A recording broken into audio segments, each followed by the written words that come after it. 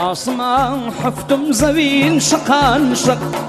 آسمان حفتم زوين شقان شق بوتو أي كيشم سزاينا لايق بوتو أي كيشم سزاينا لايق كيف لمم خاصي جابك سير رواج كيف لمم خاصي جابك سير رواج كيوك من محتاج بي فما تشو زكاة كيوك من محتاج بي فما تشو زكاة جي دوست درشلان دو چاولان سالار رستمی جي ما شاء الله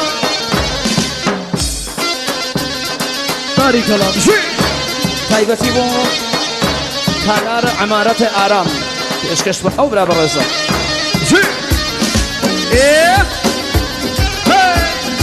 ما شاء الله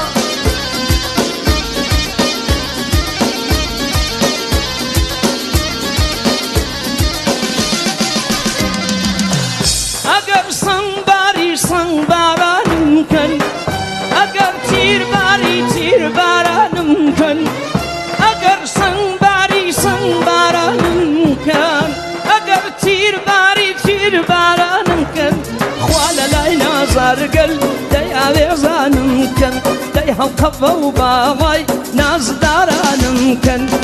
خیب لمم خاصی جابك سير رواج كيف لما خاصي جابك سير رواج كيوك من محتاج بي بما تشو زكاة كيوك من محتاج بي بما تشو زكاة زي